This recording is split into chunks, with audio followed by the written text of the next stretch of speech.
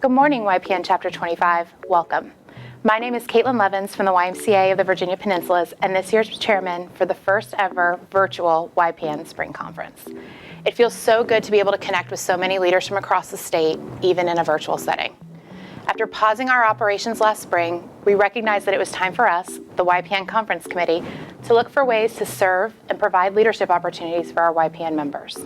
Opportunities to meet leaders where they are, continue to develop and grow throughout 2021, and this conference committee heard that call. As we move forward during our time today, you will hear from several Virginia YMCA CEOs, key YPN leaders, and an engaging keynote highlighting the talents of Cindy Mayer, Chief Humor Officer and CEO of Leading Edge Coaching. Along with her team, Cindy will pour into our leaders tools to re-energize, refocus, and recommit to leading teams positively through change.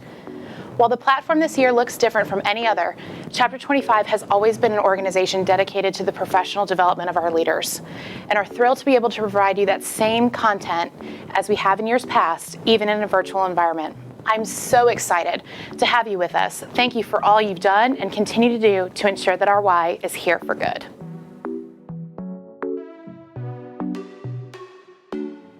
Hello, and thank you for joining us at our 2021 YPN Spring Conference.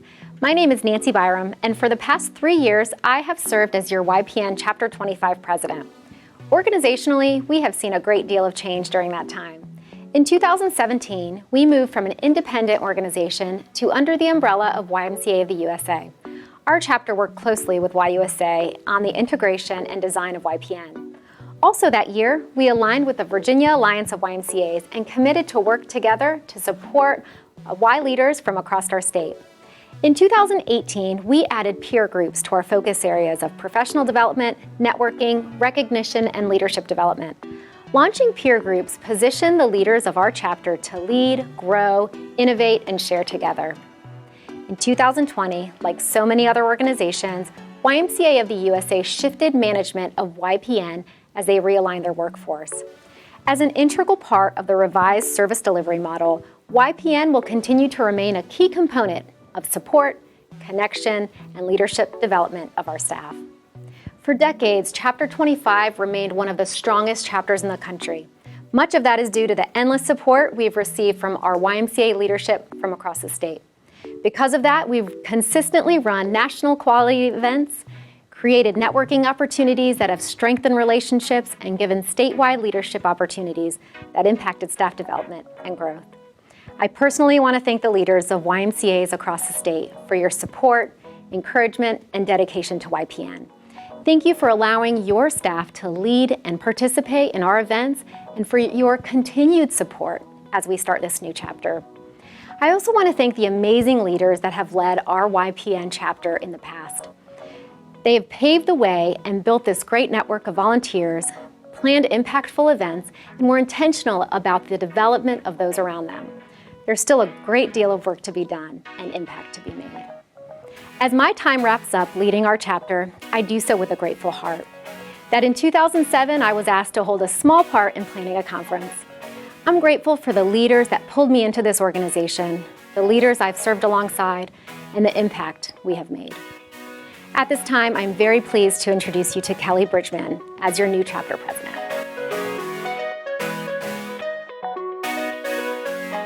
Hello friends, I'm Kelly Bridgman, your incoming YPN Chapter 25 president. I want to take this opportunity to thank Nancy Byram for providing leadership in her role as Chapter 25's president during the past 3 years. Her dedication and efforts made during her term are one of the reasons Chapter 25 is among the strongest and most vibrant chapters in the country. To serve as Chapter 25's next president is quite an honor, and I look forward to working with all Y professionals across the state of Virginia. Over the past 17 years, I have been involved with what we previously called AYP and now YPN, and I am looking forward to a bright future. I have been in meetings with YUSA, and I feel confident that they are committed to continuing their support of YPN and that peer communities will be a priority moving forward. I am proud to share that Chapter 25 is one of the first chapters to organize a virtual conference, and although our membership base is strong, we are determined to continue to add benefits for our YPN chapter and look forward to future in-person gatherings. Thank you to Caitlin Levins and our conference committee for providing us with the opportunity to have such an uplifting YPN experience. And also, thank you to each of you for choosing to support YPN and for doing great Y work back at your home Ys.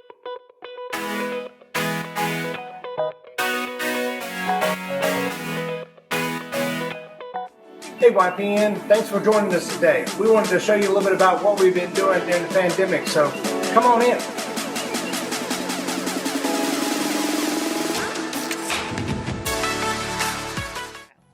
These are unprecedented times that challenge the way we at the YMCA work to strengthen community, a mission that is at the core of all that we do.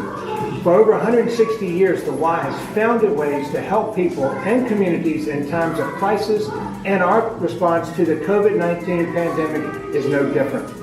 Today, I'm coming from one of our 5 virtual learning centers. We open Beyond the Bell so that families can work without the worry and students can continue to learn and stay engaged with their studies and one another during virtual learning days. Students spend their days being active, learning and growing.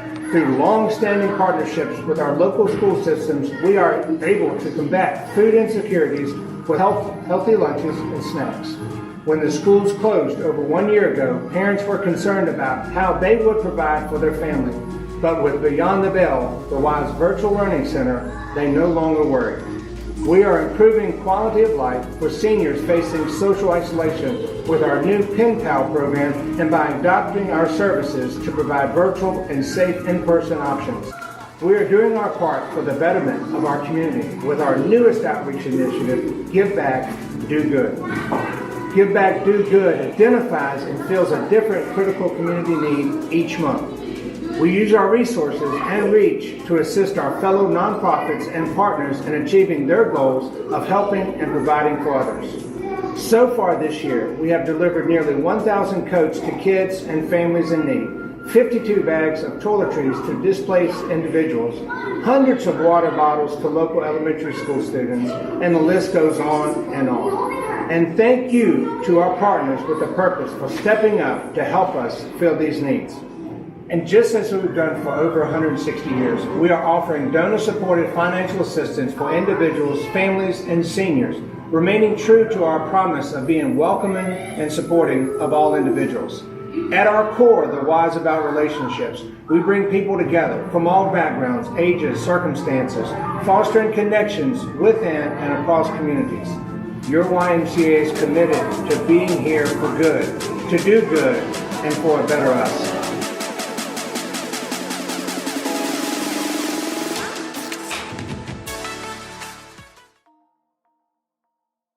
On behalf of the Family YMCA of Emporia Greensville and the Virginia Alliance of YMCAs, I would like to congratulate you all on making it through this past year. So, yay! To say that it's been difficult would be a vast understatement. Looking back on where we were a year ago today, it's truly amazing to think of all the incredible things that have happened across the YMCA movement. From providing food to families in need, to calling members who are stuck at home during quarantine, to providing emergency childcare for frontline workers, you name it, YMCAs did it. Regardless of your YMCA's role during the pandemic, I hope you all share my amazement and pride in being a part of something that's been so important to so many across the Commonwealth. I think our members have always known that we're here for them and that we're here for our communities, but I think now, more than ever, they realize that we're here for good. Hi everybody, my name is Ryan Martin and I am the CEO for the YMCA Virginia Tech. It goes without saying that 2020 was an incredibly difficult year. I'm really proud that the YMCA at Virginia Tech stepped up and drew upon our 147-year history to quickly react to the pandemic and provide resources to our neighbors. Our community outreach and program support systems remained open and operational throughout the entire pandemic, developing plans to ensure service continuity and delivery of needed resources to the community. For instance, our food insecurity program rapidly scaled up to accommodate the need created by vast unemployment. We started distributing emergency meals on April 6th as everything was shutting down. At our peak, we were serving 225 meals per day, 5 days a week. Overall, we have served in excess of 35,000 meals to more than 7,400 children. In recognition of this work in the community, we received close to $100,000 worth of grant support to ensure we can continue to advance this work. We also received an additional $60,000 grant to purchase a food truck and convert it into a mobile kitchen so that we can go out into the community and distribute food where it is most needed. We also developed systems to safely allow socially distanced in-person and/or virtual volunteerism. For the food program alone, we had more than 1,300 in-person volunteer hours throughout the year. We transitioned our Senior Connections program so that seniors in the community experiencing extreme isolation and depression could interact with Virginia Tech students via video chat and phone calls or as pen pals. We also converted the International Women's Program to a virtual project. This program provides a support system to women coming to the area from international locations to connect socially and develop a sense of community in their new home. By going virtual, it allowed us to re-engage some of the former participants who have since returned to their home countries and help them deal with the effects of isolation too. Now, women from around the world tune in each week for the social activity. Our Virginia Tech student leaders in charge of local after-school programs created a virtual homework help and online tutoring system to provide elementary, middle, and high school students with academic assistance across all disciplines and levels. These are just a few of the ways the YMCA Virginia Tech tackled the COVID pandemic this past year. I've been so proud to see the Y Virginia Tech shine during these dark days and find ways to give the community hope and support as we all work together to forge ahead. Thanks to your dedication to the Y in your community and for joining this year's virtual YPN conference. Take care. I miss YPN. What I wouldn't give to be there in person with you guys instead of on video today, all jammed in a room somewhere playing loud music and not socially distanced, while my staff tried to convince me that me dancing would be a good idea, which is not a good idea. I was asked to talk a little bit about 2020 and what it's meant for us, and in many ways it's been the same as years before, and I know that sounds crazy, but we have always been there for people in need. We've been there for families going through financial crisis. We've been there for families going through health crises. We've been there for families that needed to work and did not have child care. Many of the needs that we have met in the last year are needs that we've been meeting for a very long time. The big difference is this past year, that was almost everybody, and it included us. So we were trying to meet needs while we had this crisis and these needs going on in our own lives. So we did what we always do. We focused on people first. During the peak of the pandemic, we kept over 90% of our full-time staff. The Y is nothing without you guys. And so we knew it started there. It started with having people that were passionate for their community and that would serve others through this terribly difficult time. Here's what that looked like. We asked our staff to prioritize ways that they could find to meet community needs while we were closed. And here's what they did. So I would say probably one of the primary things is Camp Hope. There was such a great need for childcare, especially for essential workers early on. So we had wellness directors, membership directors become leaders and staff in Camp Hope, which opened just a few weeks after the Y was closed. Staff from all over became part of that. One of our executive directors actually quarantined himself from his family for weeks so that he could safely run those camps and make them work. Jonathan Pate would not want me to mention his name, so I won't do that. We also had staff that heard that we had a crisis going on with our senior community, not just in the loneliness factor, which we know is always something they deal with, but Meals on Wheels lost most of the people they had that could serve because those were seniors and they could not go out amidst the pandemic. The risk was too high. So in a short period of time, our staff organized and started delivering thousands of meals all across the Roanoke Valley, talking to seniors, meeting with them, bringing them food, and just being hopefully a light in the middle of all the things that were going on. Josh Yurkis led that. He wouldn't want me to mention his name, so I won't. Then we had a whole nother crisis, and that was racial injustice. And during a time, as intense a time as I can remember in America in a long time, as we and the country had to look ourselves in the mirror for the terrible racial injustice that we have allowed for so long, we partnered with a local restaurant and the police to serve over 6,000 meals drive-through style in communities that were suffering the most. I tell my kids all the time, do hard things because it'll make you better. And 2020 was hard, and during that time we did a lot of hard things, but I believe we will emerge from it better than ever.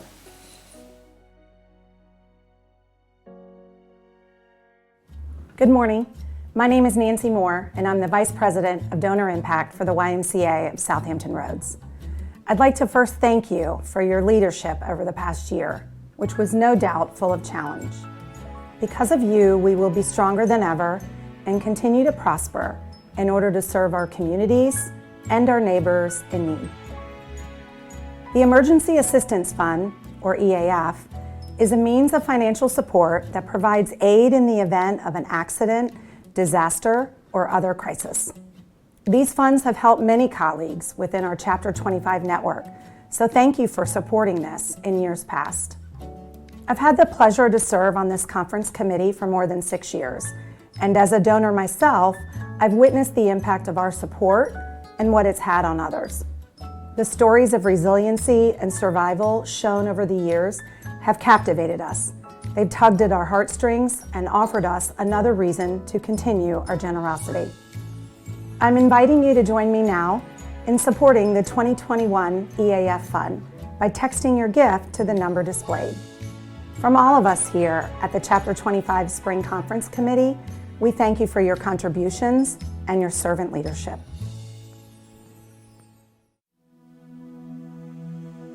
On Thanksgiving, we get a phone call from my daughter saying that they can't keep the baby's heart rate on the monitor. They said, they've got to make a decision to do a C-section today, or the baby might not make it in 2 days. So they went ahead and made a decision to have a C-section, and they started getting her ready.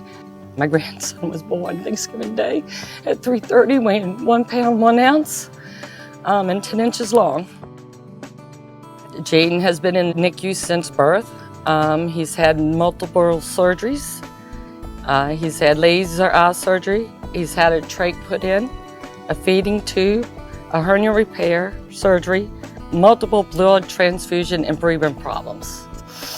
The cost of the long-term hospital stay and the cost for these medical procedures, with my daughter not working, the bills started piling up. They call these babies the $1 million babies. 2 employees that I work with go, "You need to apply for AYP." I'm like, "No, I can't do that."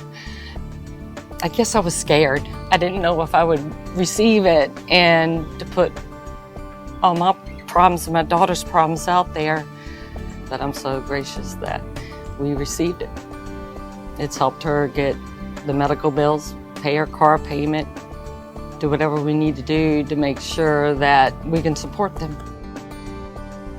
April 12th, he had his last surgery. They told us 4 to 6 weeks. Hopefully after that, and that should put him at the end of May to hopefully come home from the hospital. He's been in there right now 140 days in the NICU. If you need help, apply. If you can show that you need the help, AYP will help you. And please give, because I would not have been able to help my daughter without the grant.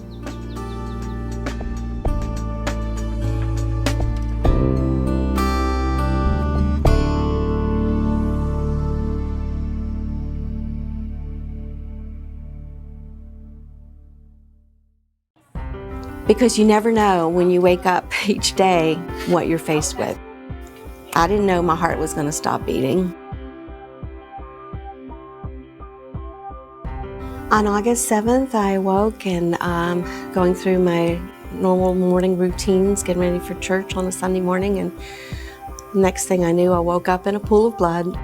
So I called my neighbor. She got me in her car and we proceeded to the hospital. My heart just kept stopping and it wouldn't beat on its own.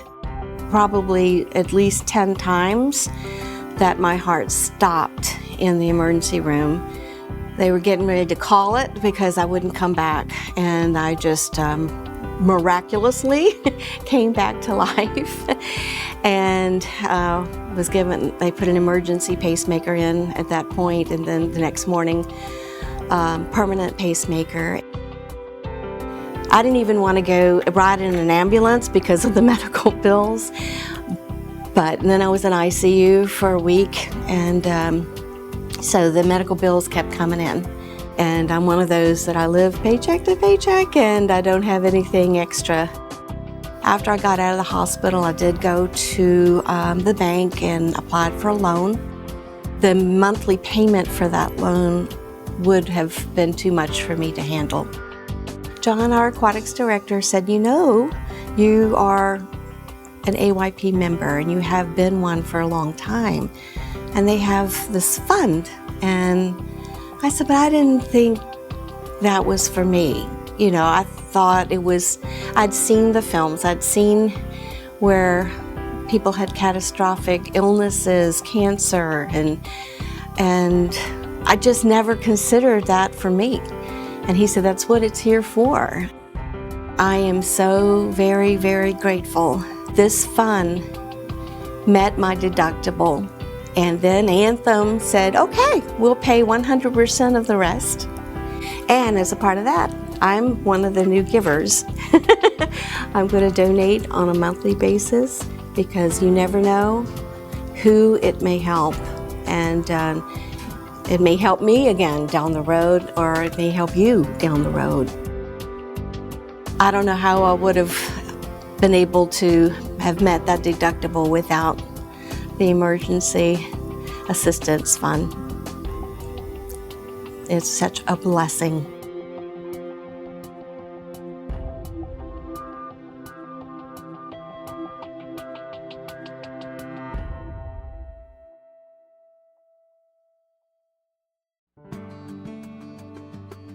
So it was December of 2014, actually that whole fall, Roger just started to really crash physically. He just got so bad as far as being unable to breathe that he just drove himself one Sunday to the hospital. And he was at the hospital for over a week. It was about a week. That's where they discovered that he had liver disease. They kind of did a lot of procedures and tests that week, and then, you know, sent him back to work, and he started to have to take a lot of medicine. So I remember he said he left this operations director meeting here, and he was going down the stairs and he almost passed out. He just really never recovered from that point. I remember that was around April 15th. Everyone decided it was best that he go on FMLA. We didn't really talk about the stresses of the finances, and it was a good thing. We just kind of enjoyed the time that we had together. When Roger went on FMLA April 15th, his benefits brought him to July 1st. So on July 1st, he didn't have benefits or a salary anymore. And also on July 1st, I was away on a trip with my daughter, and Drew came over to the house on that day. I believe it was exactly July 1st, and gave Roger the check from the Emergency Assistance Fund. We have never really been on the receiving end of anything like that before in our lives. Of course, you know, so we've been married for 25 years, and we just were always healthy, and we worked, and so this whole situation that we were in was new, and so, you know, We had no idea really what the future held for us. So the check from the Emergency Assistance Fund, it was a huge blessing. Roger was like, "Do we have any thank you cards in the house?" And I was like, "Yeah, of course we do." So I got this box of thank you cards that I had gotten from Target or something, and I gave it to him, and he was like, "No, that's not acceptable." I was like, "What? What's the big deal with the thank you card?" And he like got on Amazon and ordered this really, I don't know why I remember this, it seems funny, but these really nice thank you cards, like top quality. And so they came, and I remember they sat on like our bedside table, and he never really got a chance to write that thank you card. I wanted to convey on Roger's behalf that we were very thankful for that money. I feel like each of us have something to give, whether it be our talents or our time or our wealth. Whatever gifts you've been given, large or small, I just encourage you to continue to share generously, because when you do, you make the world a better place for someone else.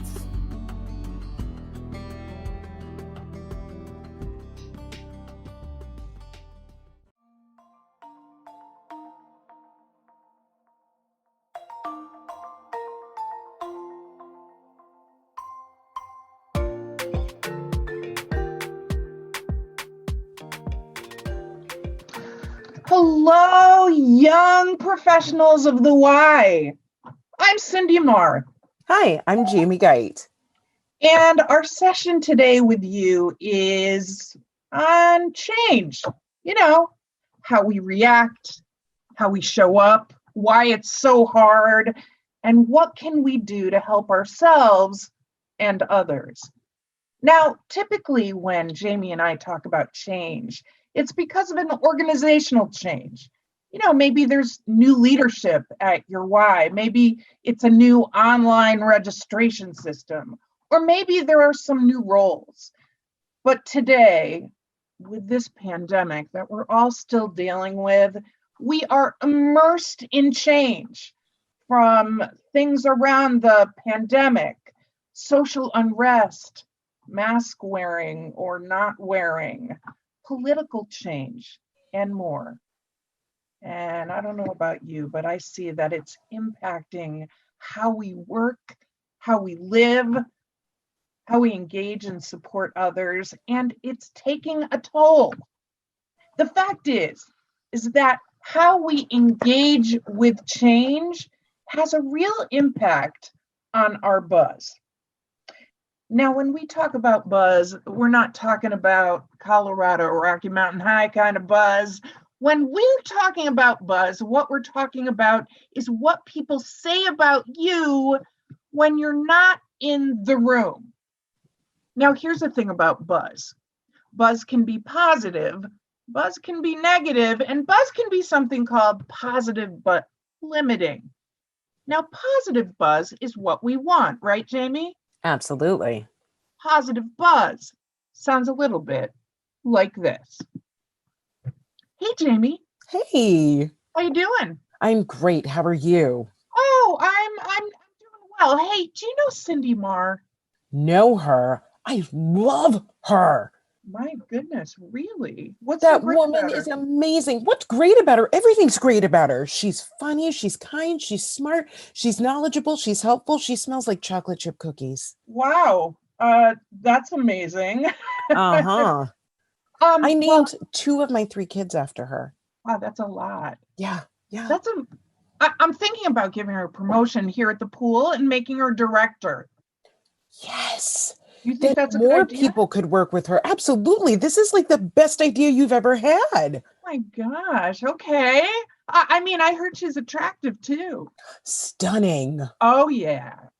See, that's what we want, right? We want people saying great things about us when we're not there. But buzz can be something else. Buzz can be negative. Negative buzz is what we don't want, right, Jamie? Not at all. Negative buzz sounds different. Negative buzz sounds a little bit like this. Hey, Jamie. Hey. How are you? Oh, I'm feeling pretty good. How about you? I'm doing well. Hey, you know Cindy Marr? Okay. Why did you do that? What just happened there? I just said I felt good. I was having a nice day. Okay. Now I feel like crying and taking a nap. Oh, what no. is she that bad? She's horrendous. You clearly haven't met her. What? Really? She's that bad? She's mean. She's nasty. She's spiteful. She smells like cat litter. Oh gosh. I was thinking about promoting her and maybe making her the okay. Well, what if I just invite her to join our team? Okay, well, what if she just comes temporarily and I will quit. Wow. Yeah. I heard she's attractive. Who told you that? Scene. Now, buzz can be one other thing. Positive, but limiting. Now, positive but limiting buzz is when people know you for maybe a certain set of skills or a certain personality trait, but they just kind of see you where you are. They don't see potential or growth. It looks a little bit like this. Hey, Jamie. Hey. You know Cindy Marr, right? From the pool? Yeah, I know her. Well, I was thinking about promoting her. Why? Well, I mean, she's been here a long time, right? Yeah, 27 years. Yeah, 27 years. So I was thinking about let's give her a promotion, maybe make her a manager. But she's done her job for 27 years. Yeah, she's good at it, right? She's so good because, 27 years is a lot of experience in that one job. Just thinking, let's move her to another area, right? And then give her no, that's a lot of expertise to lose, right? Who are you going to replace her with that has that much experience in that job, right? All right, you know what? Let's just keep her where she's at. There's an idea. Keep her in a box. Okay. Keep her on a diving board. Wow. Yeah. Scene. I don't think we think about this enough. Do you, Jamie? No. Oh my goodness, no. Why is that? I don't think we think about how other people feel about us as often as maybe we should. Because it matters. You want to get ahead, you have to have positive buzz. You want people inviting you into their meetings to make decisions, you have to have positive buzz. You want people wanting to work with you, you have to have positive buzz.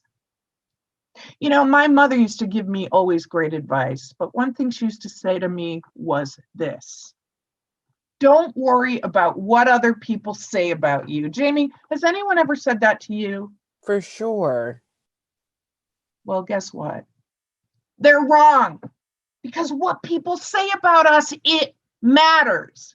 And that's what we're going to talk about in your very first breakout conversation. Now, before we go into our breakout, I just want to share some ground rules around these breakouts. Number one, breakout conversations are not optional. People are waiting for you. So when you see that invitation to join a room, go. Secondly, turn your video on. I don't care what your hair looks like today, you look fine. Part of this conversation, part of these breakouts is for you to connect with other young professionals of the Y. So make sure that you do that. Number three, introduce yourself. I want to know who I'm talking to. And number four, when the minute countdown begins, and you'll see you'll have a minute left and there'll be a countdown clock. I want you to keep talking. You will be automatically returned to the main room when that minute is done. And finally, don't hog the air. You know what I'm saying, Jamie? All the time. Yeah, make sure that people get a chance to speak. Okay, so what are you going to do in this breakout room? Here is the assignment. Number one, you're going to talk about what is the buzz you want. And I want you to get really specific, detailed. And two, what is the buzz you think you have right now. Now, if you know the people in your breakout, don't do this. All right, don't do this. Jamie, what's the buzz you want? Oh, I would like for people to say that I'm hardworking, Okay. that I'm knowledgeable, All right. and that I'm fun to work with. Okay, and what's the buzz you think you have? I think that is the buzz I have. Seriously, it's not. Your buzz is like the opposite. Scene. Don't do that. It's awkward. Okay, so we are going to pause our recording. You're going to have 6 minutes for your breakout. We'll see you in 6 minutes.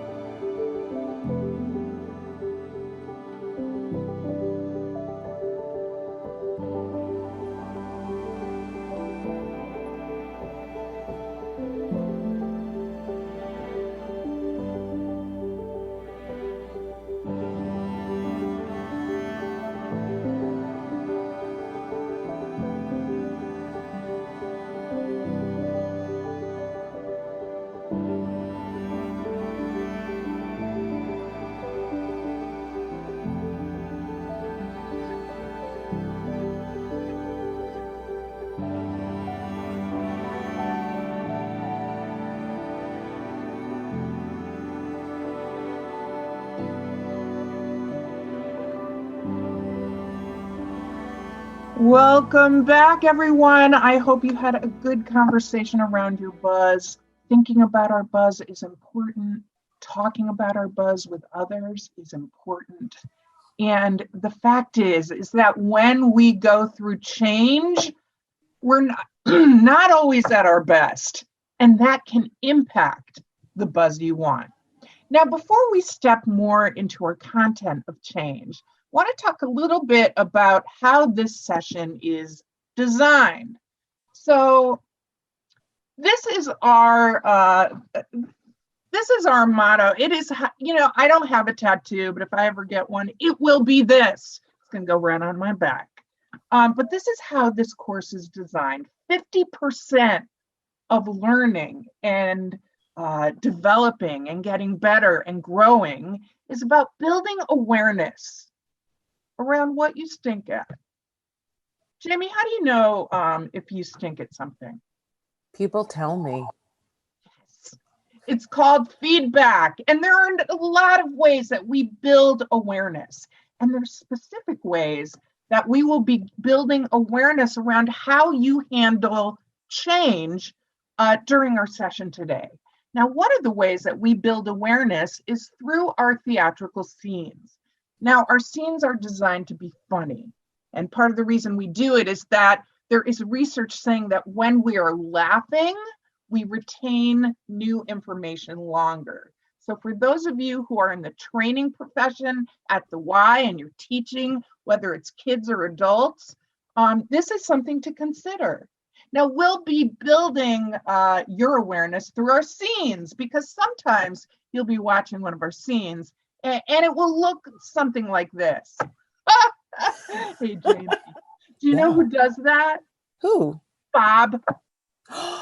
In membership services, it's Bob. Yes. But sometimes you'll be watching one of our scenes and you'll be laughing, but it will look like this. Hey, Jamie. Yeah. I do that. Is that wrong? Yes. Building awareness. We'll also be building awareness by giving you some time to reflect on how you show up during change. But you have to be motivated to change. You have to care about whatever you are not great at, right? So we will be asking you questions like, what is this costing you? How is this getting in the way of the buzz that you want? And we'll be giving you some skills as well. So let us begin. And we're going to start by talking about the impact of change. And man, we are going through a lot of changes right now. Now, Jamie and I fly a lot. Am I right, Jamie? Absolutely. And how do those flights generally begin? Oh, you start with the flight attendant warning you about how to behave on the flight in case of an emergency. Yeah. And usually they say something like this: in the unlikely event, and I love that they hammer that word unlikely, in the unlikely event that there's a change in cabin pressure, the oxygen mask will fall. And what are you supposed to do? You're supposed to put it on yourself before you help someone else. That's right. Put it on yourself before you help someone else. Why? Well, because if you don't, you're doomed. And that's why I want to begin here. Because there's impacts when you go through change, and they're not always pleasant. And the fact is we have to take care of ourselves, particularly during times of change. And if there's ever been a time for change, well, it's been within the last year. So let's talk about these impacts. So usually we get impact in one or two of four different ways. The first way is we get hit hard in the body. We can't eat, or we can't stop eating. We get headaches. We get stomach aches. We can't sleep at night. For many of us, we get hit hard in a physical way. For others, we get hit harder in the place of the mind, right? You try to get something done and you can't focus. It's hard to make decisions. It's just hard to be productive. You can't remember things. For some of us, we get hit hardest in our brains. Some of us, when we're going through lots of change, we get hit hardest in a place of emotion. We get frustrated or angry or depressed or anxious. We cry a lot. We just want to lie down, go to bed. For some of us, we get hit hardest there. And finally, for some of us, we get hit hard in the place of like the spirit. In other words, I walk around thinking, what is this all about? Why am I even here? What am I doing? For some of us, we get hit hardest in the place of the spirit. So let's build a little bit of awareness for you right now. And I'm actually going to ask you to just do a little bit of self-reflection for a moment. What's the biggest impact for you when you go through change? Is it the body, emotion, mind, or spirit? And maybe more importantly, how do you take care of yourself? Because if we're here for good, we have to be here for us. Jamie, while they're kind of jotting things down, where do you get hit hardest? The body, for sure. I get headaches. I lose sleep. My stomach hurts, makes it really hard to eat. I'll lose my appetite. And then, of course, I'm drained, which just repeats the pattern. And so what is it you do that helps take care of yourself?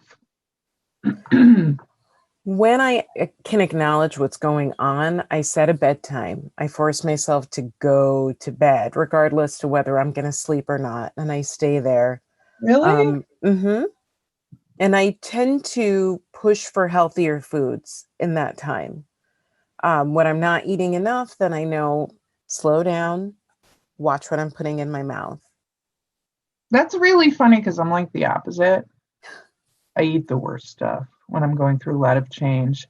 Hence, for the last year, I've gained 15 pounds. I think everyone has. Somehow it balances. Right. Oh, if we've all gotten bigger, then we're all like the same. Love that. I never thought about that. So my friends, my young professionals of the Y, let's talk a little bit more about change. And I want to actually differentiate it with another word, transition. So change, let's start with change, because I think we use these two words, often about the same thing, but they're different. When we talk about change, we're talking about an external event. Back when the pandemic started and there was an announcement, we are limiting building capacities, or back at the beginning of the pandemic when there was an announcement, everyone needs to wear masks at work. It changes when they flip the switch and you have a new reservation system, which I know is a pretty hot button item for you guys. All of a sudden, we're not able to see our friends or our family members. It's very quick. Like you move into a new house, it's the day that you move and the change happens and you have a new address. But transition is different. Transition is what happens on the inside. And in fact, it happens slowly in 3 phases that we're going to talk about now.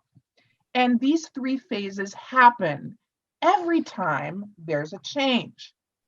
So we're going to talk now about the very first phase of transition, and it is called the ending.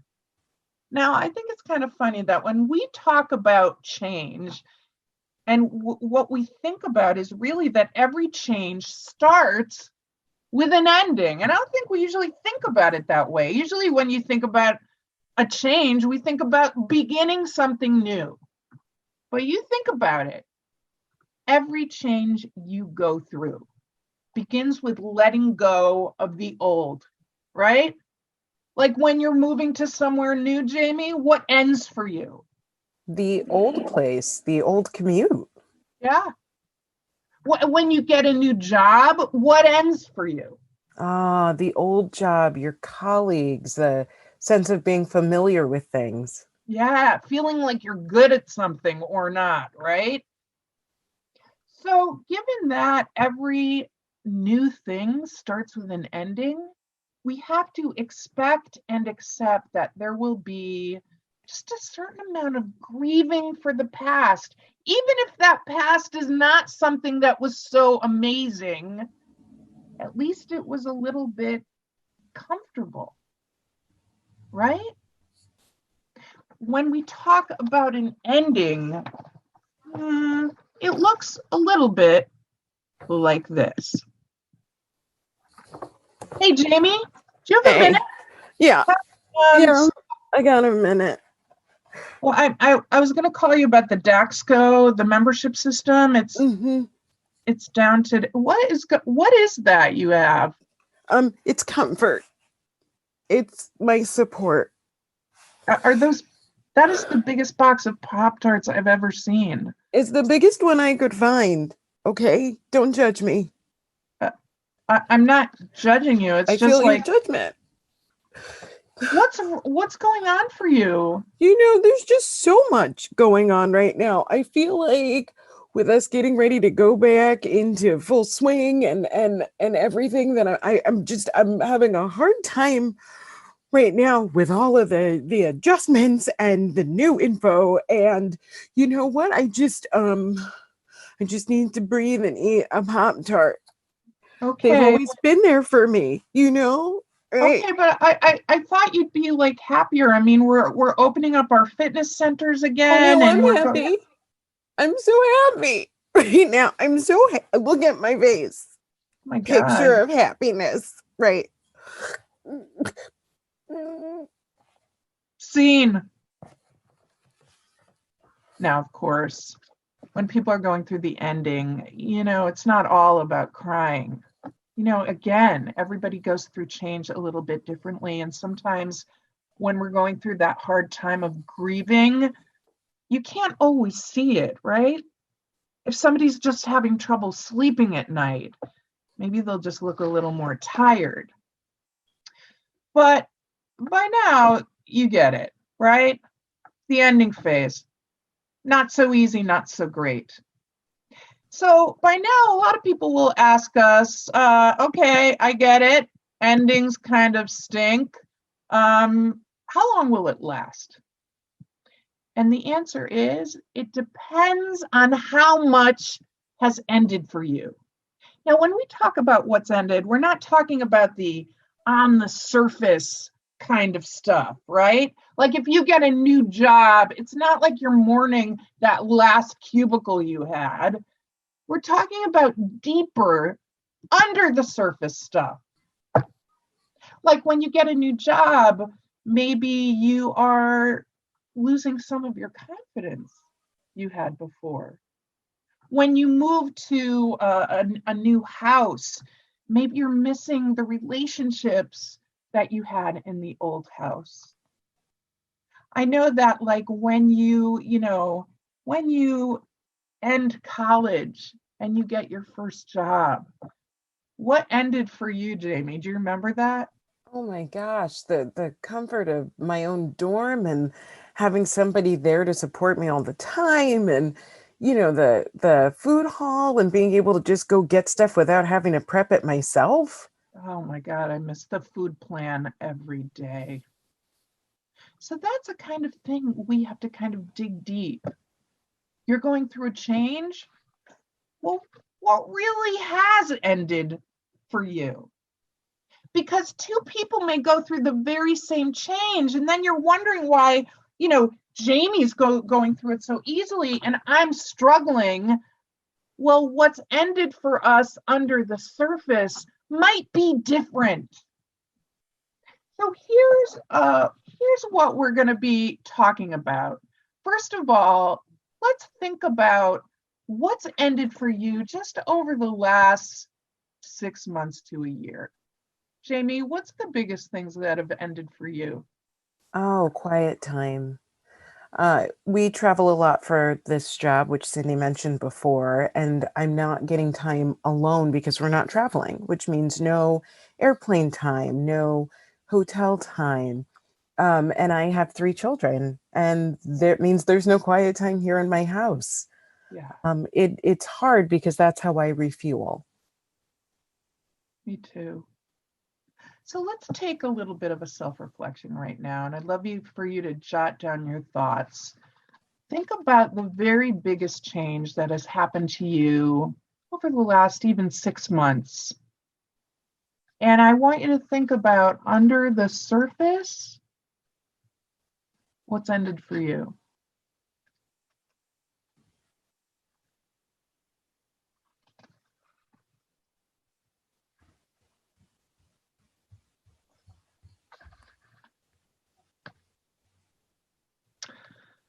So our session today is about helping ourselves, putting on that oxygen mask for ourselves. But when it comes to being a young professional, and particularly working at the Y, where you interact with so many people, it's also important to think about how do you support others as they themselves are going through change. And you think about your members, and you think about like if you work in a childcare area of the Y, you think about these are new parents who have stepped into one of the biggest changes of their lives when they have a kid. You think if you work in the fitness area about people who step into wanting to make a change in their lives and their bodies and get healthier. We need to understand how we can support others, particularly in the ending phase. And one of the biggest ways you can help others is by listening. Now, when we talk about listening, we're not just, we're actually talking about it in 3 levels. And we're going to talk about those right now. Level 1 listening is all the listening you do in your own head. It's the voices in your head, right? Me, me, me, me, me. We all have these voices. And a lot of times those voices get super loud when we're talking to other people. In fact, I'm going to let you hear the voices in my head in my conversation with Jamie right now. Level 1 listening looks a little bit like this. Hey, Jamie. Hey, Cindy, how are you? Doing well. What's going on for you right now? What's going on? I've decided that I'm just I am gonna. so hungry right now. What am I going to have for lunch today? So many things are on Pinterest, right? You can just put it up there and have it for later. Yeah. You know what? She looks so good in red. I think I would look good in red too. I might have to go shopping later. I mean, I got paper cuts working on my vision board. That's hilarious. Yeah. I want to say something that makes me sound really smart. What am I going to say?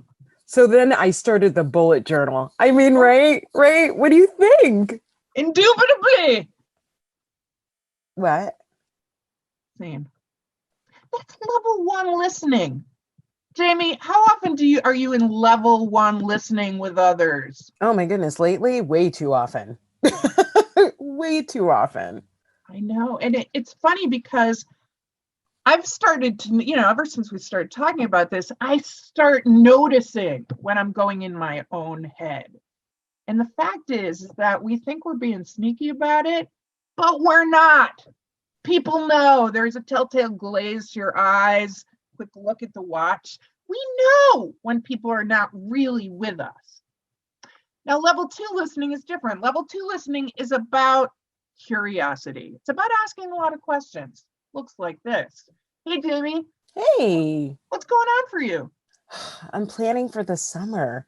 Oh, that's a big change, right? Mm-hmm. What's going on this summer? Well, with the kids, we're not comfortable putting them in camps yet. So we're trying to figure out, well, what's the best thing? Are there places we can send them? If we do, how can they be safe? Are we still going to be wearing masks? Will they be able to have fun? We're working on all of those elements. That sounds really kind of like, what are you going to do? Are you going to send them to camp? We're still looking into it. How do I would like to. It's something that I feel like they enjoy and they deserve. how do the kids feel about it? They're ready to go. Yeah, I bet. Steen, that's a level 2 listening, right? You're asking questions. And it's not just about the questions. It's about really being interested, caring about it. It's about getting in a curious place. And a lot of us aren't in that place. I met this woman yesterday and we were walking together. She's a new neighbor. We were walking for an hour together. And she told me all about her life. Partly because I was asking lots of questions, level 2 listening. Then I started noticing she didn't ask me a single question. And that impacts your buzz, doesn't it, Jamie? Mm-hmm. Now, level 3 listening is also important. Level 3 listening is when you're listening not just to what the person's saying, you're listening to what they're not saying, listening to their feelings and their vocal quality. You're listening for the feelings behind the words and acknowledging that. It looks like this. Hey, Jamie. Hey. What's going on? Oh, nothing. Things are great. Things don't sound great. You sound like you're about to cry. Tell me what's happening. Do you have a minute? I do. What's going on? I think my best friend is mad at me. What? Yeah. What do you mean? We've been friends since like elementary school. Like we're so bonded, right? And lately it just feels like something's really wrong. Oh no. How do you, you've been friends for so long. What are you thinking about? Like what are the signs? Yeah, okay. Well, like I sent her 2 texts yesterday and she didn't even open them. All right. Well, maybe she was working. Seriously, maybe she was just busy. She works at the Y, right? In membership services? Yeah. You know what? There's a lot going on. You're right. Yeah. Oh, wait. No, there's more. There's more. Okay. All right. So normally we go for a socially distanced walk every morning. And the last 2 mornings, she said that she couldn't go. Okay, but Jamie, maybe it's like she didn't feel well, or I don't know, was she vaccinated? A lot of people are feeling lousy right now. That's true. Oh my goodness, that's so true. You're right. Okay, all right. Okay. There's one more little thing. What's that? Well, I'm looking out my window and I can see that she's slashing my tires right now. Right? Like, is that a good sign? Level 3 listening. When people are going through change, it is everything. Because people will try to put on a brave face, and we have to look for those telltale signs when people are struggling and get curious about it and let them know that we're here. So we are going to go into another breakout session, and here's the question on the table. What has ended for you? And I remember, dig under the surface. What's ended for you personally during the last year? Now, you should be in a breakout room with 2 or 3 other people. I want the people listening as you take turns to get curious with each other. Notice when somebody is sharing feelings and acknowledge those feelings. Now, we're going to give you 6 minutes. So try to pace yourself every a minute and a half or so, 1 minute to 2 minutes. Make sure that you switch. And remember, what's going on here? Getting into a place of listening, curiosity, and empathy. We'll see you in 6 minutes.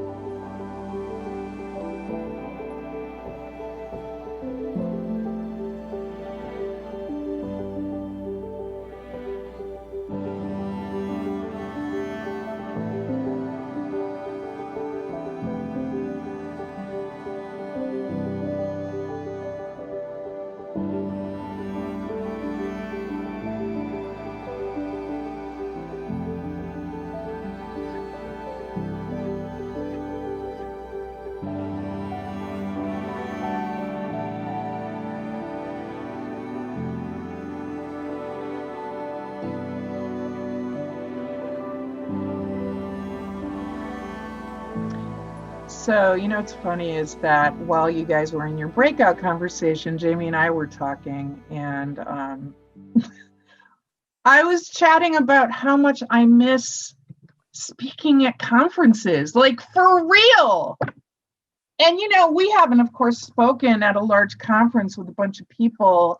It's been over a year, but I'm sad about it. Jamie, what do you miss? Oh, I miss getting to meet people in person, like hearing their responses, being able to interact in the moment instead of this divide that we have with things being virtual. I know. But we got to make the best of it. And we're getting better at it, right? So it is time, my friends of the Y, my young professional friends, that we move into the second part of our transition model. So once you get past the ending phase, that phase where we miss things so much, the way it was before. And it can be a lot of different things, right? It can be that you went through a breakup and you're mourning that past relationship. Then we move into the second phase called the neutral zone. But I want to point out that we will have moments where we come back to the ending, just like Jamie and I did right now, where, it's been over a year since we spoke live at a conference.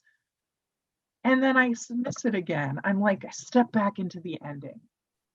Okay, so what is the neutral zone? Well, the neutral zone is messy and uncomfortable. The ending is behind us, right? We've been in this pandemic a long time, feels like a decade. But nothing is still on autopilot. Nothing is easy. Everything has to be figured out. Things take longer. You think about every time you get a new computer system at work, and you're like, oh, I was so good at that old system, and now everything takes longer.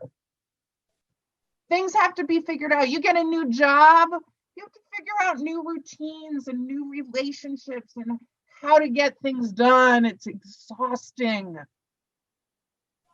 And in organizational changes, the neutral zone is marked by things like the most absences, the most missed communications, the most complaining. In fact, this quote really, for me, describes the neutral zone. I'm going to read it for you right now. It is not so much that we're afraid of change or so in love with the old ways, but it's that place in between that we fear. It's like being between trapezes. It's Linus when his blanket's in the dryer. There's nothing to hold on to. But while the neutral zone is uncomfortable and messy and you're figuring things out, it's also like the most creative time. The fact is that when we are thrust into change, we have to figure things out. We can't go on autopilot. We come up with new ways and new processes.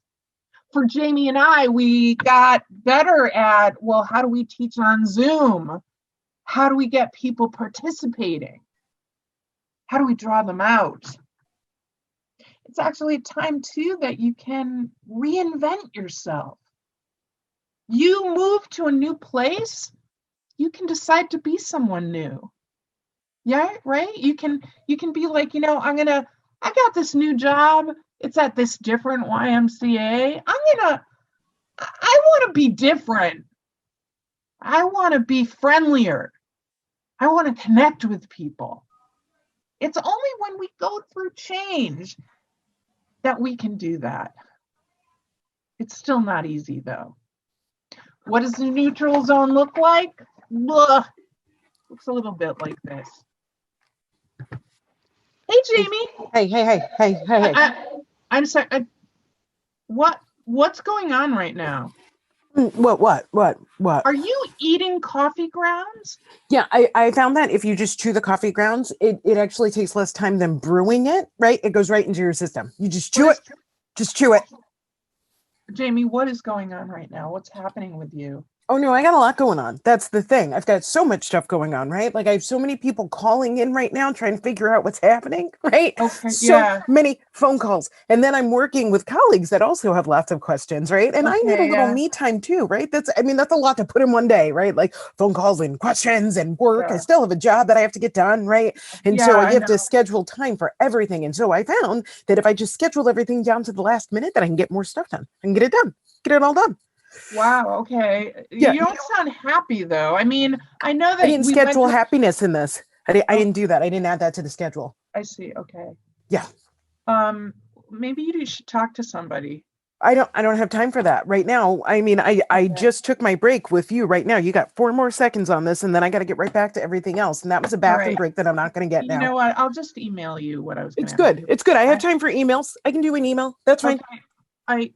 I don't think that's healthy. Scene. Now, there are things we can do that help us get through this nasty place we call the neutral zone. There's a few things we can do. For instance, we can find some support, talk to other people going through the same thing, talk to colleagues at your Y. You can ask a lot of questions and access information. But maybe the biggest thing that you can do during the neutral zone is to recognize what you control and what's out of your control. And that's what we're going to talk about next. So, my friends, I want to talk to you about the locus of control. And the locus of control simply means, where is your control? Do you have control? That's an internal locus of control, or you don't have control. That's an external locus of control. Now, in the neutral zone, it can feel like nothing's in your control. And so we're going to kind of show you what these two places look like. And we're going to begin with an internal locus of control. Now, when you have control and it's internal, it means that you have control, meaning you make things happen. You're going through a change and you want to figure things out, you figure them out. You don't like what's going on, you change things. You determine your future. Now, when you have an internal locus of control, it comes with an energy that is palpable. People can see it.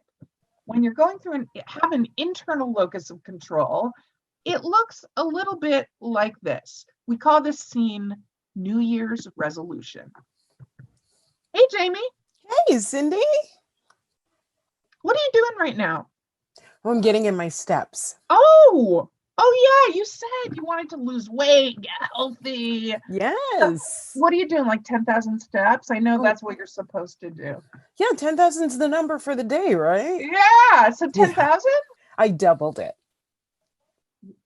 Wow. You get 20,000 steps a day? Every day. How do you do that? Oh, you know what? You have to set your mind to it, and then you have to just get it done. I have a treadmill, which is amazing. Okay. Yeah, and then I took a couple of other steps. Oh, like what? I got rid of my couch. Oh my gosh, that's drastic. Well, I put another treadmill there, so if I'm going to Netflix and chill, it involves me walking. You got to walk and watch. Oh my gosh, that is really impressive. What else did you do? Oh, I got rid of my dining room table. Why? I just eat at the kitchen counter. It is the perfect level for me to walk and munch. Wow. Okay. Works out really well. Yeah. Amazing. Oh, and I got rid of my bed. I don't understand. How do you sleep? Against the wall like this. Wow. Just getting in the steps. You look really great. Have you done anything else?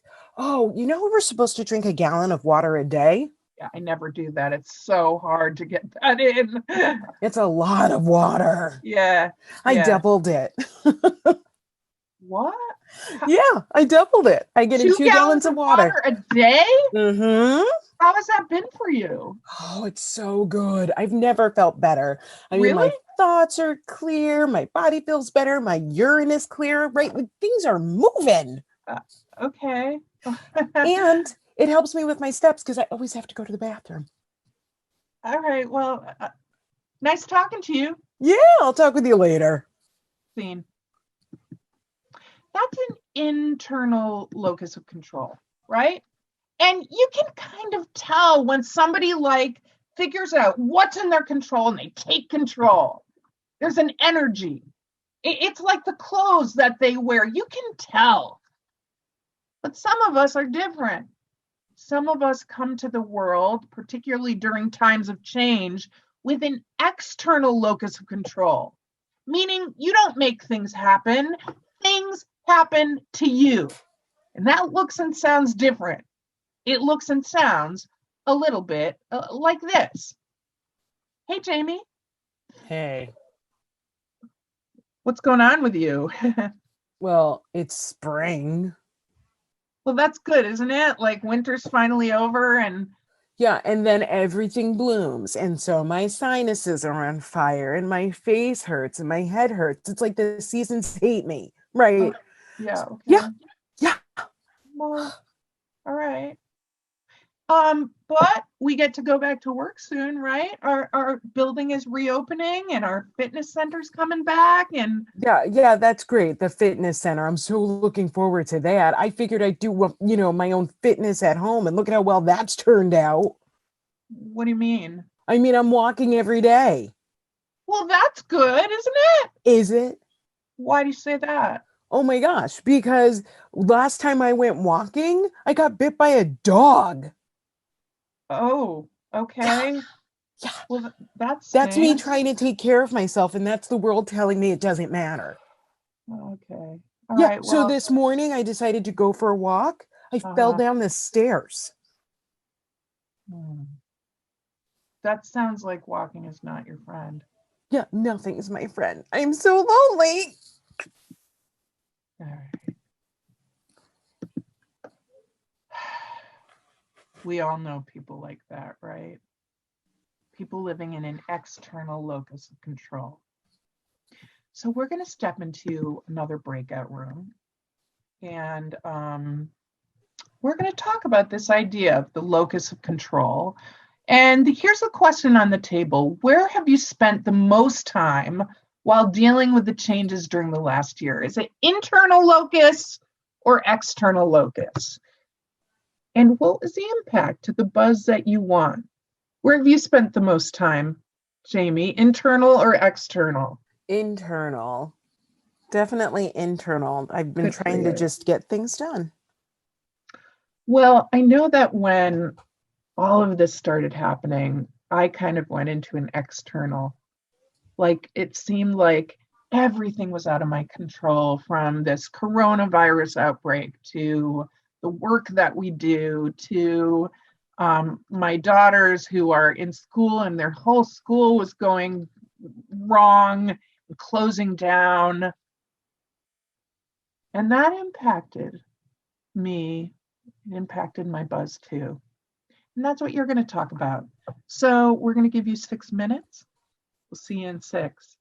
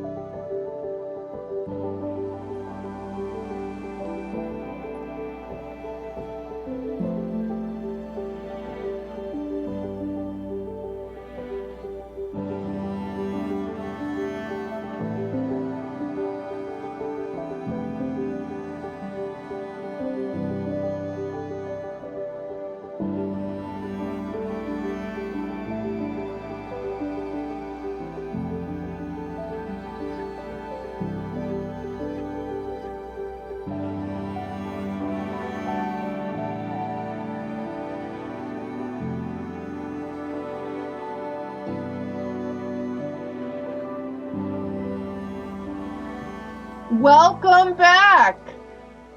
Jamie, they just spent time talking about internal or external locus of control. So it is now finally time to step into our very last phase of our transition model.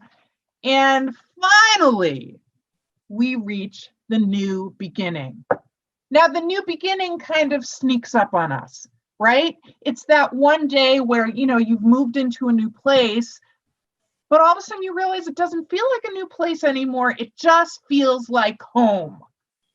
Or you're in a new job. It doesn't feel like a new job. It just feels like the work that you do, right? And it never comes with a big fanfare. There's never like a bugle playing. You have reached the new beginning. It sneaks up on us. Now, here's a couple of things to consider with the new beginning. Number one, you must go through the ending and the neutral zone before you get there. A lot of people are like, look, I move fast. I'm going to skip right to the new beginning. It's just not how it works. Even if you want to just jump there, we need to psychologically go through those two other phases first. The other thing to remember, well, this is big. You will always get there. Even with the most difficult changes, when you think, I will never feel comfortable in this change, you will get there. Let's show you a little bit what the new beginning looks like in our third scene that we are titling The New Beginning.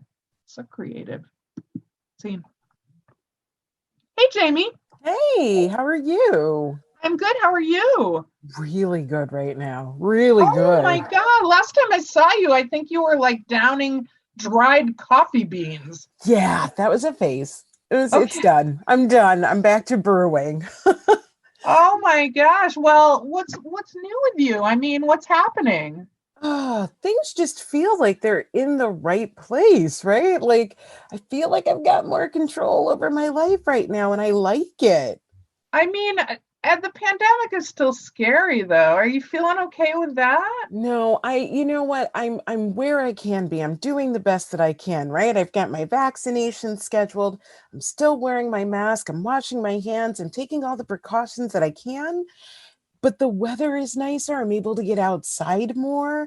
I had a socially distanced visit with a friend. I grilled. It was nice. Oh, that's amazing. Yeah. I remember though, like you were really sad about, working from home and not being with people. Has that been okay for you? Here's the weird thing, right? In the beginning of the pandemic, I missed people so much. Yeah. And then I had time to learn about myself, and I'm actually much better off without people. I mean, like the socially distanced visit was great because that friend dropped off stuff, but for the most part, like I don't talk to anybody if I can't, get away with it. Okay. It's nice. I mean, you're married though, aren't you? I mean, you're with them, aren't you? No. I mean, we're married, but I found that the house has enough space for us to be on two different halves, right? Like it's amazing. Wow. Well, whatever it is, it's working for you. Thank you. It's the alone time. Oh, it's nice in my bubble. Maybe you probably want me to hang up, huh? A little bit. I'm so glad you suggested it. Scene. Yeah. So here's the thing about getting through all this, these three phases. Here's the thing about resilience. And one of those things is considering and building awareness around this question. And the question is, are you an optimist or are you a pessimist? Now, I know what what you are. What are you? I'm an optimist. She is. And whatever happens, as we work together, Jamie is always the one who says, we're going to get through this. It's going to be okay. We'll figure it out. And there's something really powerful about working with someone like that. And it is actually someone that I need to work with because I'm just not hardwired that way.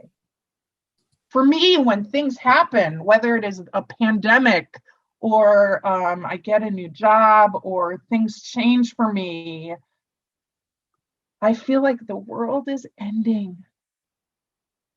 And yet, according to Dr. Martin Seligman, who is known to be the founder of positive psychology, he says that we need to reframe how we view the world, and that even pessimists can learn to reframe and become more optimistic. The fact is that optimists live longer, and while they're living, their life is better. So how do you change? Well, I guess hypnotism works. But one of the other things that you can do is to reframe something through the 3 Ps. Dr. Seligman says that every time we go through something, we ask these 3 questions. Will this change be permanent or will it be temporary? Will this change impact all of our life? Will it be pervasive and touch everything that we're a part of? Or will it be specific? And is this change happening because of me? Am I going to take this change personally? Or is it happening because of an external force? Optimists and pessimists answer these 3 questions differently. And we're going to kind of take a look at that right now. So let's talk about when we go through a positive change, a good change, something good happens to us. Well, an optimist will look at those three Ps as permanent, pervasive, and personal.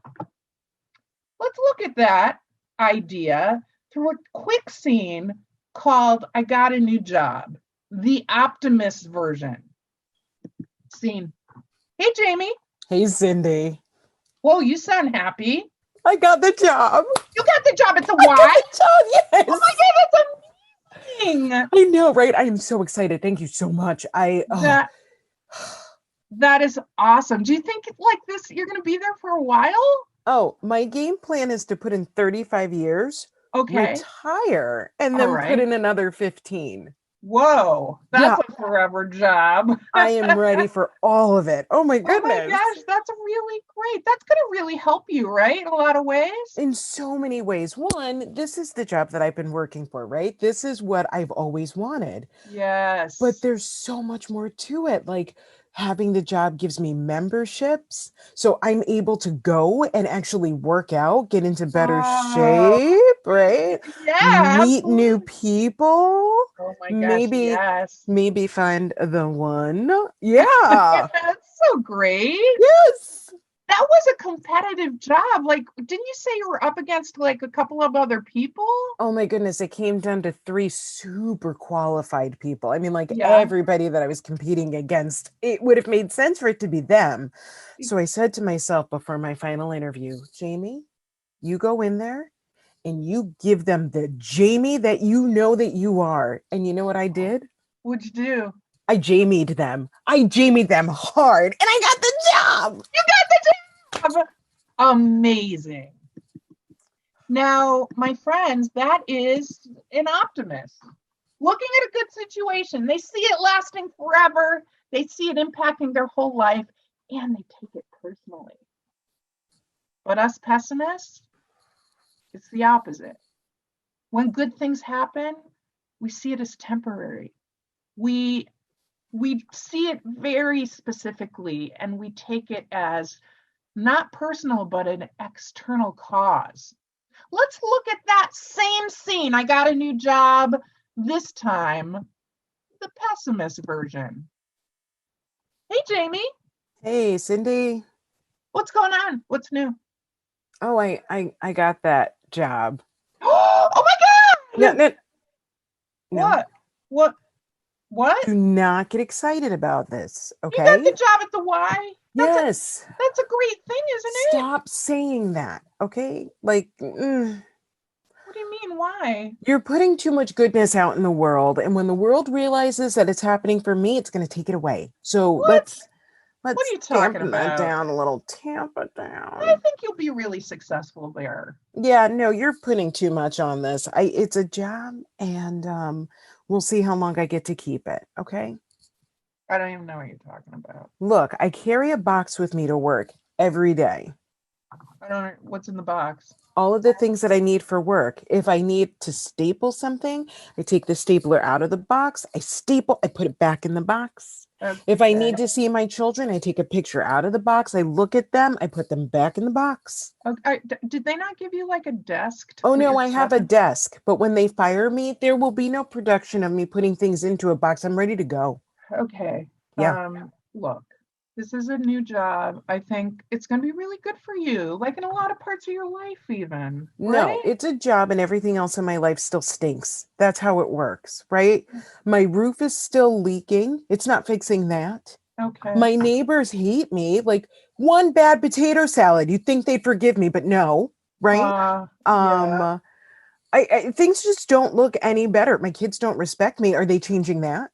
Look, Jamie, you got the job, and you got it because you're great and you deserve it, right? Yeah, I don't know about that. Somebody might have started a rumor about the other two candidates that were up for the job that might have made it look like might not be a legal lining up. I don't know. That person might have been me. I started that rumor. And I feel like once they find out, I'm going to lose the job. So. All right. Okay. Well, I'm sorry. Yeah, that seems appropriate. Thank you. Yep. That's a pessimist. We know pessimists, right? They're going through something good and they're like, yeah, knock on wood. But it's funny because when we go through difficult changes, it flip-flops, meaning that instead, the optimist will look at the hard change as temporary, take it very specifically, and look at it not personally, but as an external cause. Let's show you what we mean in another scene that we call My Boyfriend Broke Up With Me, the optimist version. Hey, Jamie. Hey, Cindy. How are you? What's new? Oh, Greg just broke up with me. Oh my God, I'm so sorry. No, oh my goodness, please. No, this is a good thing. But this is a good thing. You were together like 7 years, right? That's a long time to be with one person, right?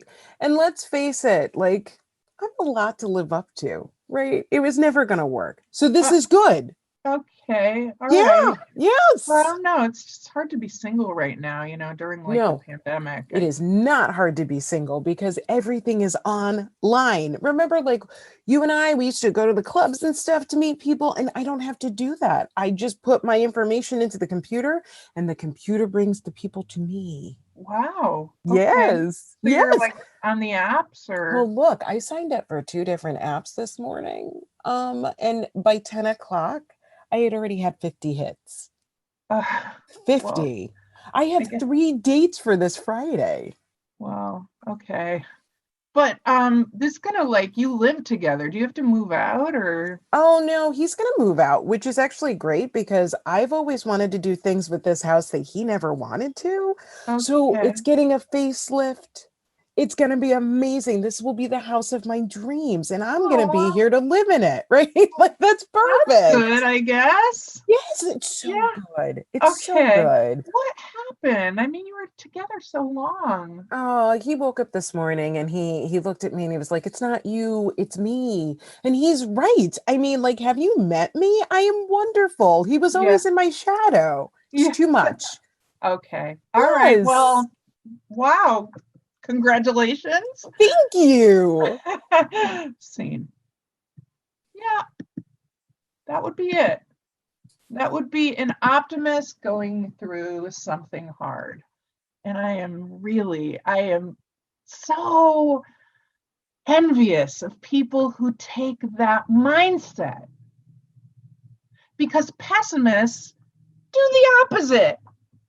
Something bad happens, we see it as permanent. We see it as pervasive. Take it personally. Same scene. My boyfriend broke up with me.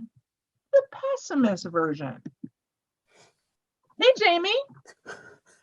Hi. What's the matter? Are you okay? What happened? Greg just broke up with me. Oh, honey, I'm sorry. Yeah, no, it's bad. It's so bad. It's all so bad. Okay, all right. Mhm. Well, you'll meet someone else. No, right? I'm never gonna meet anybody else. I'm gonna die alone. I'm gonna die alone, surrounded by cats. Just lots of cats. You are not gonna do that. What? I'm gonna be that cat lady. It's my job now. It's my job. Honey, it's gonna be okay. You have a lot going for you. No, right? no, I don't actually. Right now it was just basically him and work, right? I don't have any other things that I'm doing. I'm not socially active with anybody. Nobody else calls me. Like I'm so lonely. I have no friends. Oh, Jamie, that's not true. Oh, it's true. You name one friend. I don't know. You didn't even name yourself. It's so true. Okay. Look, Greg left you, but it's because he's a jerk. It's not because of you. No, he's not. And it is me. Have you met me? I have like this halitosis that no matter what medication I'm on doesn't seem to help. I'm allergic to dairy, but I'm so addicted to cheese. I'm always in my own little cloud. I have a patch of fur on my back, and it's fur. It's not even hair. The doctor doesn't know what to do with it. He's never seen anything like it before. Scene. God, that's depressing. Yeah. Now here's the thing. Now that I know about the 3 Ps, I intentionally step into a place of optimism. A change happens, I remind myself that even though this is a hard change, it will be temporary. It will be specific. It's not because of me. So for your final breakout conversation, I would like to challenge you to ask this question. Do you live in optimism or do you live in pessimism? And how does that color your life as we are all going through change? So we will see you in 6 minutes. Have a great conversation.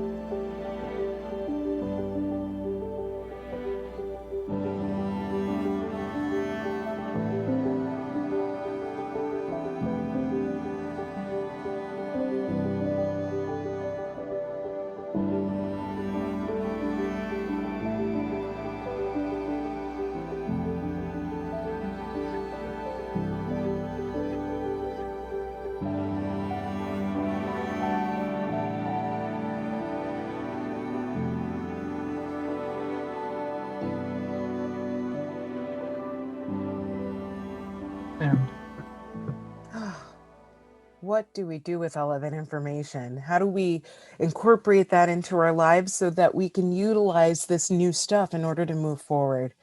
Well, we've listed here 7 different things that you could possibly do to make changes or to just enhance what you're already doing. While you're going through this, I'm going to pick 2 that are my personal favorites. Number 6, find ways to express gratitude. Honestly, it makes a huge difference. Taking time to either journal about something good that's happened, reaching out to others to express gratitude, sending a card, making a phone call, sending a tweet or a text. Just saying that you're grateful for something honestly changes your viewpoint and you feel better, which I know isn't the point of expressing it, but it is one of the benefits of expressing. The second thing, and my goodness, if this is not my motto, celebrate your accomplishments, even if it is something small, because that something small might be huge to someone else or even to you. You managed to get out of bed today. Gold star. Not everybody's doing that. You didn't get out of bed, but you rolled over so you didn't get bed sores. Gold star times 2. That's exercise and motivation. Find the little things that you're doing and really give yourself a pat on the back. These have been ridiculously challenging times, and you're still here, and you're still growing, and you're still improving yourself. That's all something to celebrate. For sure. So I want to thank all of you for being here today. Your theme of this conference is Here for Good. And when I think of the why, I think about all of the good that you guys do in our communities and in the world, and it makes us so proud to be connected with you. So go forth. There will be changes always to come. Give yourself some grace and know that you will always get through it. Jamie, you want to say anything? Oh, I just second everything that you just said. And I appreciate that you took the time to be a part of this today. Yeah. Thank you, everyone. And we will see you again. And scene. We're done. Bye. Hello, YPN members. The last year has been a remarkable display of the YMCA's mission in action and the dedication and passion from Y staff and volunteers across the Commonwealth and the nation. I have never been more proud to be part of our YMCA organization than I have this last year. It was a hard year. We all had to make tough, impossible decisions. We dealt with challenge after challenge, and each time we did, I witnessed Y staff members resolve to meet this challenge. Think back to the level of fear and uncertainty we all faced just a year ago. During our darkest times, staff and volunteers rose to meet the moment. I want to extend a very special thank you to our program directors, executive directors, and our full-time staff team. To maintain as many positions as possible, we asked this team to provide direct service, and they did so tirelessly and without complaining. We also had part-time staff that served, often putting the interest of others before their own. We are truly grateful for our team. The YMCA of the Virginia Peninsula has jumped into action, standing up emergency childcare for essential workers within 3 days of our shutdown, and virtual group exercise programs within a week.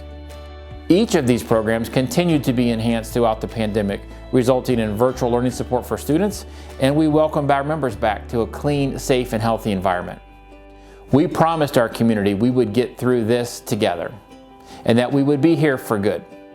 And it's with great confidence, and because of an amazing group of people, that I can say to you, the YMCA, the Virginia Peninsula, has been serving our community for 125 years, and we are here for good. Hi, I'm Jessica Maslany, CEO of the Piedmont Family YMCA here in Charlottesville, Virginia. And 2020 was certainly a unique year, but it provided our Y with lots of opportunities to solidify partnerships we have in the community. Like you, we were closed for over 2 months. While we were closed, our staff did a tremendous job. We quickly pivoted to community blood drives. We did food distribution efforts. We evaluated emergency childcare for working families. As we reopened in June, we utilized a lot of the collective thought leadership across the Commonwealth and other YMCAs and reopened our facilities with COVID-19 safety precautions. We also opened our summer camps, which was a great opportunity for our working families. We reopened our early learning centers. In the fall, we were really excited about the partnerships with the school districts. So we supported both Albemarle County and Charlottesville City schools with virtual learning centers, supporting over 200 kids each day. Like you, we transitioned a lot of our facilities. Our gymnasium became a classroom, our cycle room became a classroom, our community room became a classroom. So it's really neat to be able to support families and to support students with remote learning. As we headed into the winter, we continued our sustaining membership campaigns. So we were able to keep about 60% of our members kept their membership active, and that is continuing to grow. We also were able to secure PPP funds. We were able to secure lots of grants.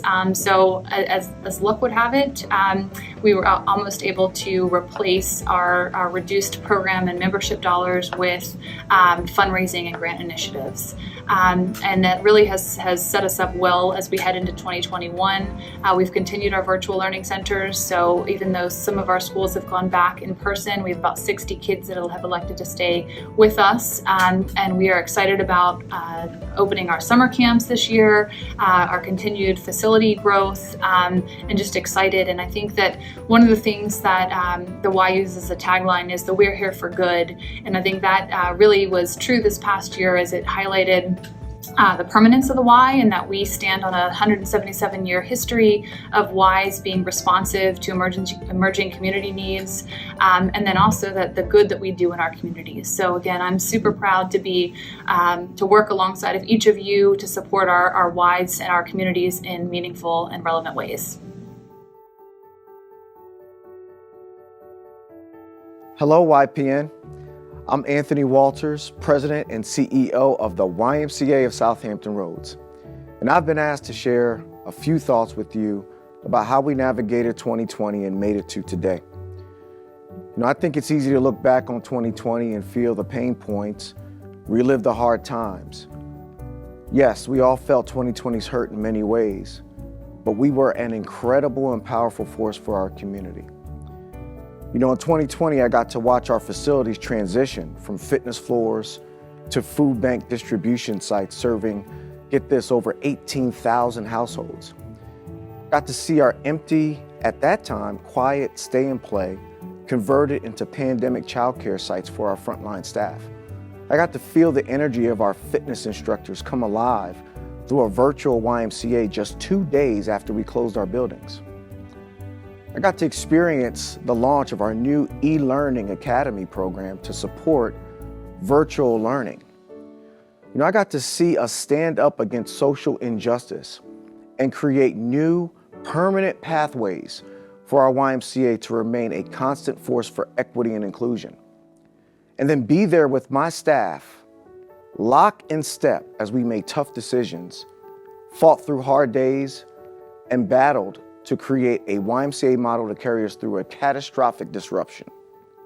And now, I look back on what was my inaugural year as president and CEO of the YMCA Southampton Roads. I look at it with gratitude. And in all honesty, we all fought hard. We did not break. We bent, we swayed, we lost our balance at times, but we are still here. We had more Zoom meetings and virtual conferences than ever before, kind of like this virtual YPN conference. But we still got our message out to the community and did it with creativity and ingenuity.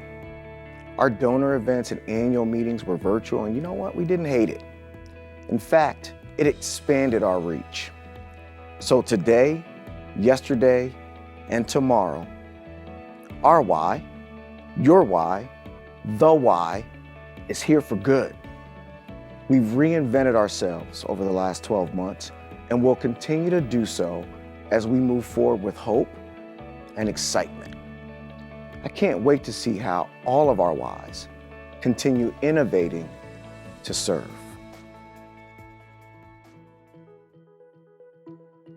Hi, I'm Abby Ferris Rogers, President and CEO of the YMCA of Greater Richmond. While we still must meet virtually, without question, we're trending in the right direction, and hopefully we will be back together next year. Like all of you, 2020 pushed us to innovate and adapt in ways we never imagined. COVID-19 crisis, while creating tragedy across the nation, also provided clarity to focus on what is most important: our people, our partnerships, and programs. These make up the foundations of all of our success. Today, we're building upon that foundation to enhance our education, community health, and social equity efforts to bring our communities back even stronger. The pandemic has hit our communities of color the hardest. 60% of Richmond's COVID cases are concentrated in 4 zip codes, which are majority Black and Brown residents. And our Black and Latino communities in Richmond have over 4 times the hospitalization rates of white patients. This outpaces national statistics. Health equity is a real issue, and the Y is helping to lead the way to close the gap. Social determinants of health include education, social status, access to health care, employment, among many more. The Y can create access and support in all of these areas. COVID has given us the opportunity to think differently about health and wellness. We're leaning into our health equity initiatives, partnering with cities and counties to expand social needs navigation and newcomer welcome centers. We'll continue to push the envelope on what it means to be open for all. This is our long-standing part of the Y's history, and it's relevant now more than ever. During this time of isolation, division, and strife, the Y is a place where people belong.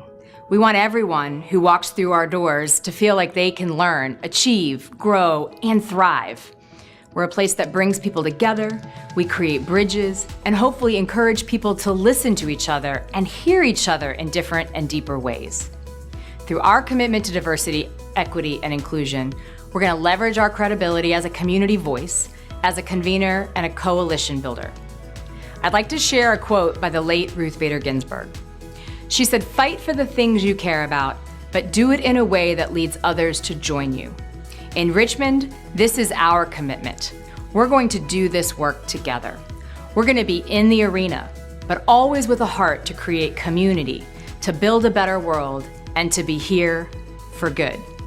I look forward to doing this work with you across the state of Virginia. Thank you.